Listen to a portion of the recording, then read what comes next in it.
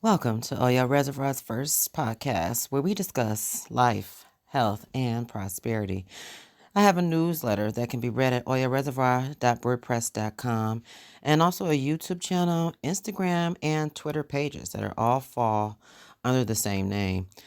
Oyo Reservoir is an irrigation system of news stories and information that hydrates the community, bringing forth truth and positive implementation just as irrigation water aids in a fruitful harvest.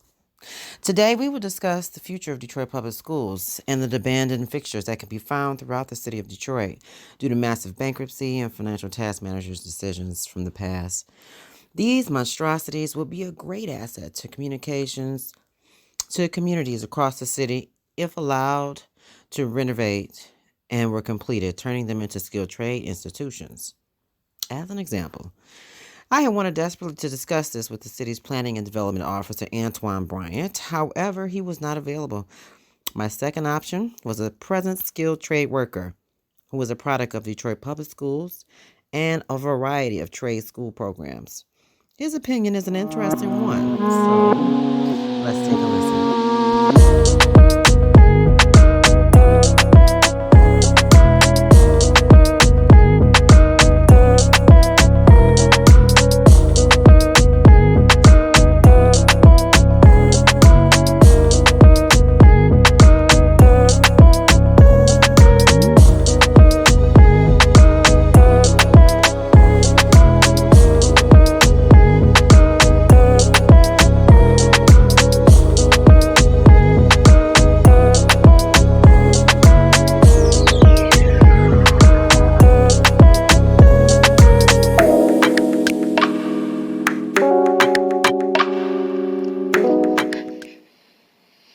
We got DeAndre Harper here. He is what are you? Um, Experienced skills trades worker, and I want to ask you a few questions. The first question I want to ask you: are you a product of Detroit Public Schools? Yes, I am. How long ago did you attend? Um, let's see, I attended about 95. I graduated high school, so from there on down, What school did you attend? I attended Persian, Osborne, and Murray Wright. Where is Persian located in the It's city of on Detroit? 7 Mile and Ryan. And what about Osborne? Osborne is right down the street. It's off 7 Mile and Outer Drive. Both of those schools are on the east side, right? Yes, ma'am. Are those schools still open or have they closed? Persian's still open, and Osborne still open. Awesome. What do you think what do you think about when you pass a closed, dilapidated Detroit public school? Well, first and foremost, I think about, as far as elementary schools and some of the middle schools that I have seen close. Um, a lot of people, childhood memories and dreams have vanished along with the schools. I agree. Some of them have become maybe like a safety hazard. I would say, yeah, safety hazard, eyesore. Absolutely. Have a whole building, literally just sitting there empty, waiting for a little kid or innocent old individual walk past. They don't know what's in there. It could be an animal, human being, or anything in there that could happen in our neighborhood. Absolutely. Even some like illegal activities. A lot of things that would definitely depreciate the community. Exactly. Now, what are your thoughts on how the community can benefit from Detroit Public Schools renovations? Well, me personally, it's a numerous ways they can benefit. We have this opium and this, why not fix them up and make them drug rehabs? If nothing else, why not fix them up and make it something for the homeless to have a heating shelter? Because, neighborhood services, they close down off a second, and it's only so much Detroit Rescue Mission can do. I agree. So since I'm interviewing you today, you actually are in the skills trades. Is that correct? Yes, yes, You have yes. quite a few certifications and licenses, don't you? Yes, I do. Would you mind giving me a breakdown of how many you have and what they are in? I have a total of, give or take, 8 or 9. Goodness gracious. Um, One of them I have is welding certification. Got that through Detroit Training Center, along with CPR, OSHA 10, OSHA 30, high-low license, also with Detroit Training Center. Um, Recently just graduated out of DTE Academy with my home analyst program. I have science home degree. I have a BPI. I have a CPI. There's numerous things. This goes on.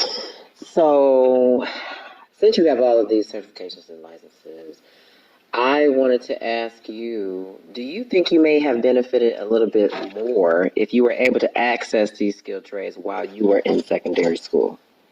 Um, you know, yes, yes, yes, yes, yes. I do believe that I can benefit.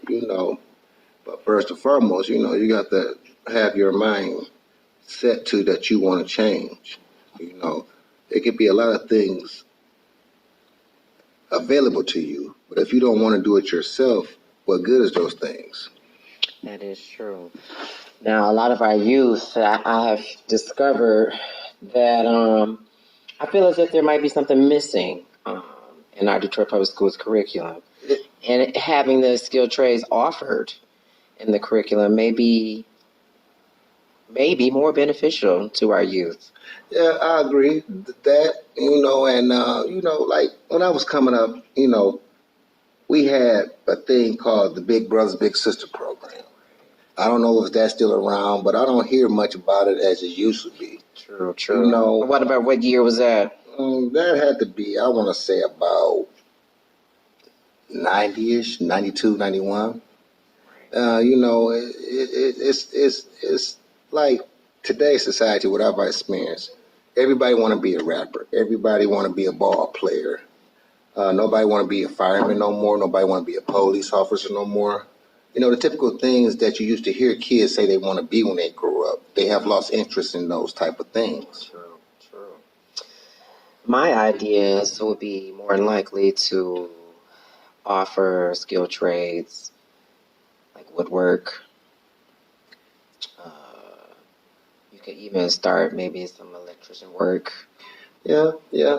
But so at the same time, if we offer those things, we got to make sure our kids are up to that education wise. Right. Because true enough, it sounds good. It's also math, reading, and knowledge. And a lot of us Detroit systems are behind in there. So if you have an individual that is struggling in the math, reading, part of that aspect, that's really not going to help a person. True. Because he's already fighting with himself and trying to learn how to deal with these numbers and reading of that nature. So they actually really go hand in hand.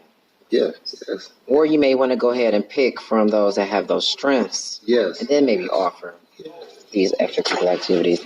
Now, what extracurricular classes did you have offered to you when you were in secondary school, if you remember? My extracurricular was called a thing called VOTEC. Actually, how I took it, I was like, oh man, I don't want to be in the school from 8 o'clock in the morning till 4.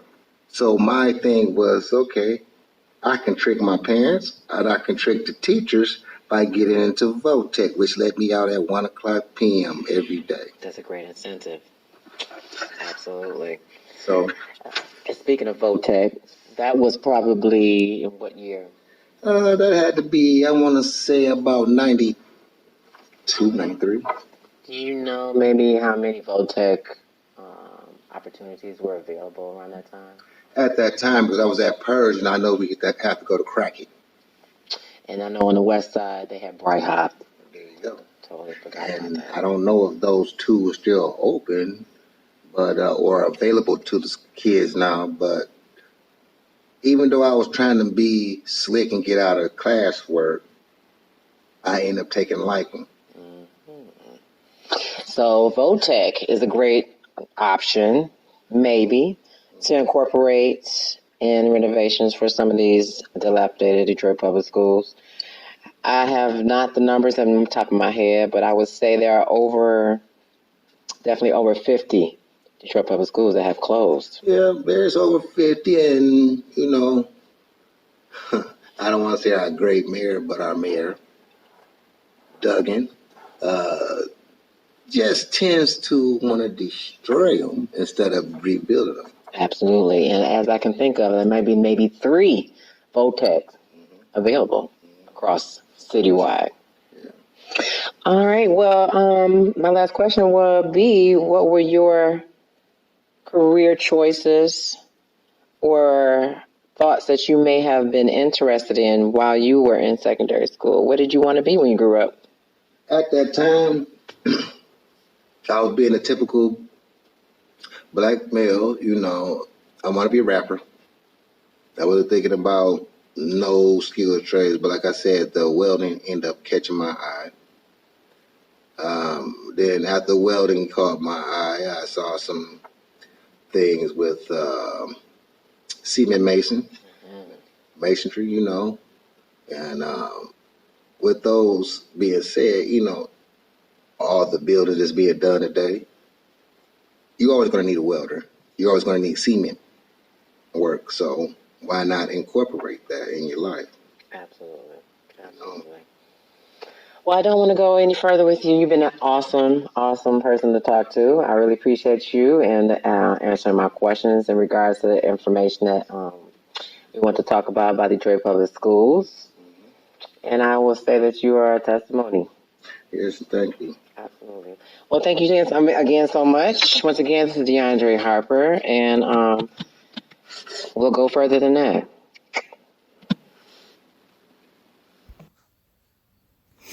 Thank you so much for tuning in to Oya Reservoir's podcast and taking the time to listen to interesting views on the future of Detroit's education and explore options to instill trades into our youth.